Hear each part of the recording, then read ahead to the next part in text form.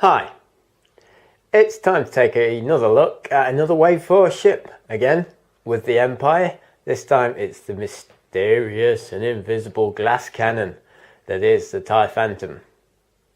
Let's go have a look. Here we have the TIE Phantom. It's coming into focus now.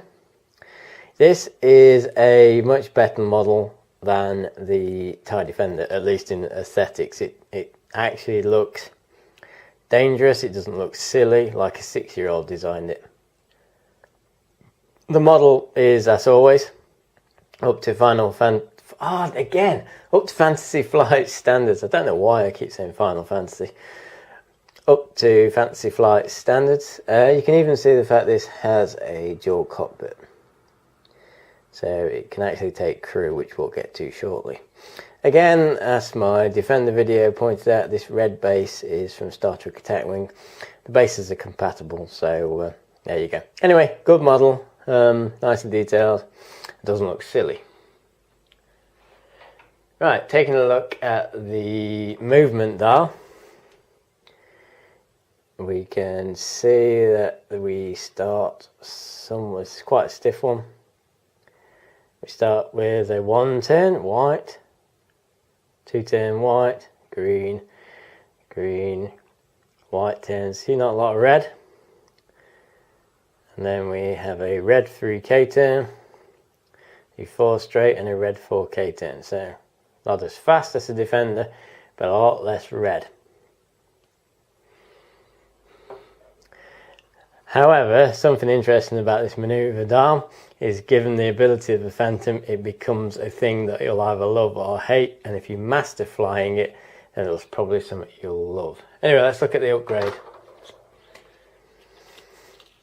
So in this we have the Stygium particle accelerator, which after you perform a decloak action or perform a cloak action, you may perform a free evade. That's good because this thing's a glass cannon. Recon Specialist, when you perform a focus action, assign 1 additional focus token to your ship. Advanced Cloaking Device, and this is 4 points of must have. That's TIE Phantom only, and it's a modification. Essentially, when you attack, it lets you cloak as a free action. Tactician, another crew. After you perform attack against ship inside your firing arc at range 2, that ship receives 1 stress token.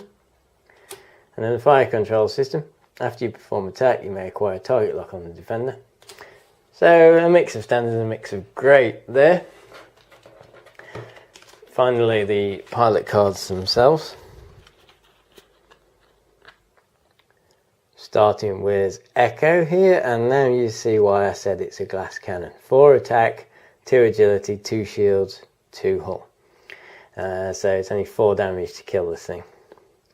You get focus, barrel, evade, and cloak, and a variety of options on the bottom depending.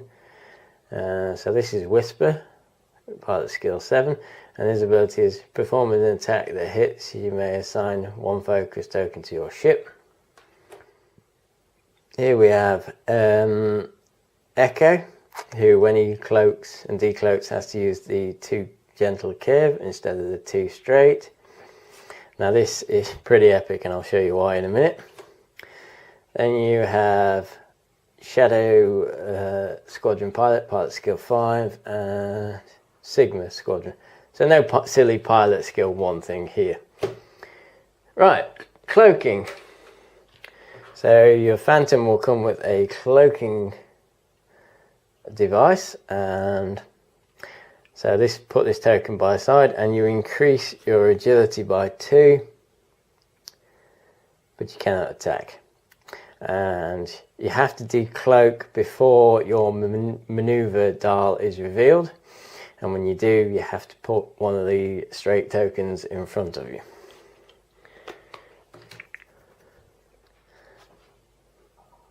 So cloaking works as follows. At the start, before you reveal your maneuver dial, you'll do the decloak action, and for anybody but Echo, you can put the You can essentially do a barrel roll or a barrel roll that way, or 2 forward that way. So that's how you decloak.